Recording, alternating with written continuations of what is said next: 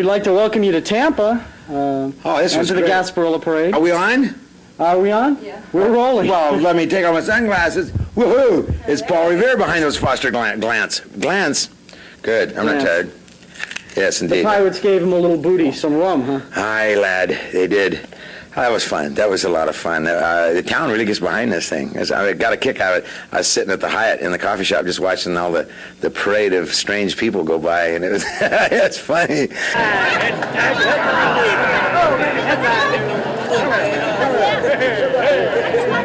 It's my life here!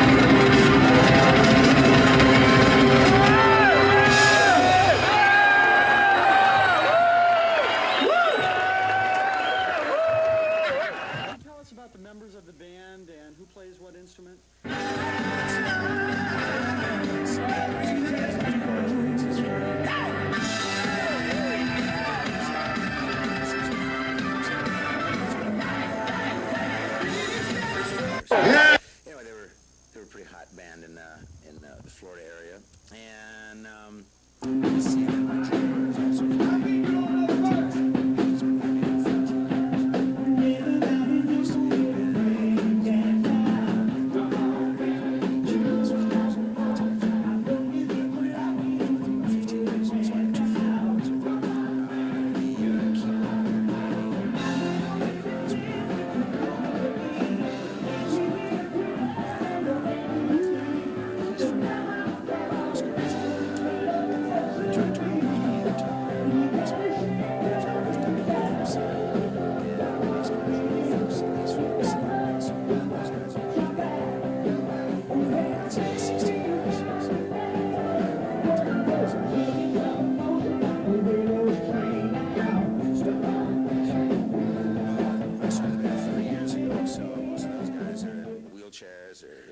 they require 2 canes to walk, so it's hard. You're still up with the energy. Well, I don't know how, but somehow or other I've been able to keep my energy up.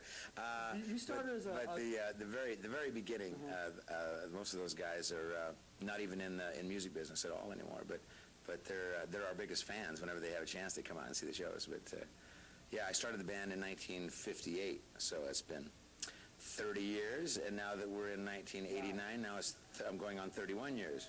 Sheesh. I liked it!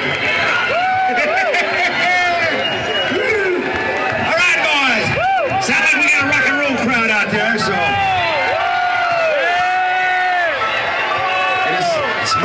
It's my job to tire them out. You understand? That's right. Okay. All right. Jose would like it this way. All right. Them all ready? Slide the family bone time. Yeah. Late 60s.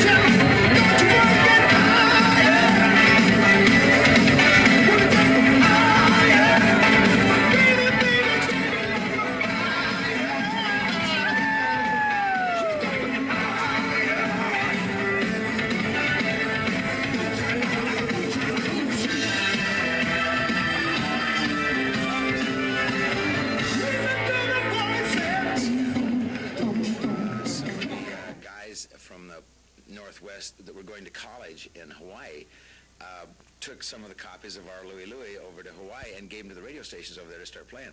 And the radio stations started playing it, and so our record of Louie Louie went to #1 in Hawaii, and so we came over there and we played the big arena over there, and we had a ball over there. We had a great time. So then we just stayed over there for about 2 months, and we played all the islands, Maui and places like that that never seen a rock and roll band before. You know, this is before Maui is like it is today. I mean, they didn't have jets or anything in those days. So you cruised on over there. We went out to all the islands, and we played all the islands, and we were over there for 2 or 3 months, and we played all the clubs. We played on off nights. If a band had an off night, we'd fill in for them.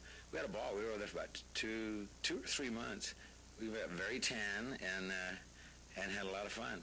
And that was just about a year prior to us getting on Where the Action Is television show. So that was like probably 1960, late 63, probably late 63 that's that we going went. back before I was even Born, right? Yeah.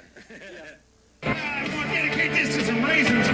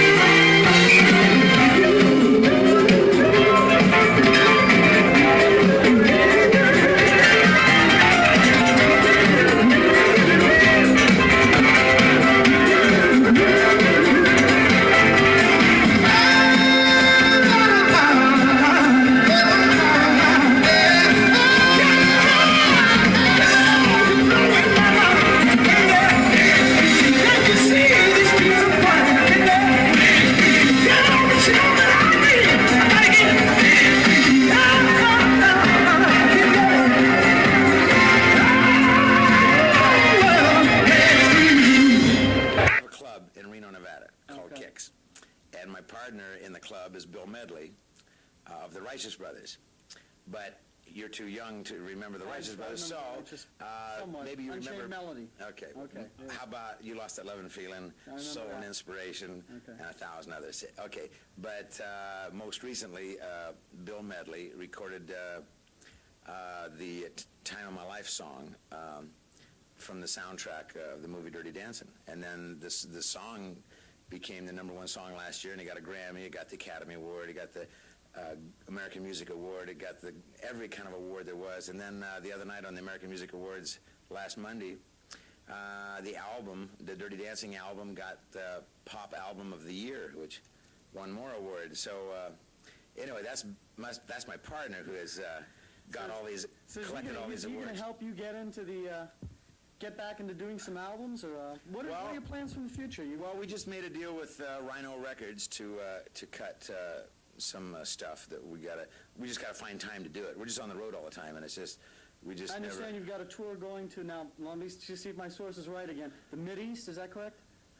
Well, no. My source is wrong. Well, first of all, when people talk about going on tour, when you're talking to me, there's no such thing. We're on tour all the time. I mean, when people say, "Are you going on tour?" It's like, well, when have I been off tour? You know, it's like, I've been on tour for 20 years. We work 300 days a year out on the road. I mean, every year. I mean, we're on the road all the time. That's what we do. We're not like some groups that go out, you know, for one summer, you know, every 2 years. I mean, we're out 300 days a year all the time. That's the problem when you're not making the big money. You have to work more days for less money to make as much. So, but we work all the time.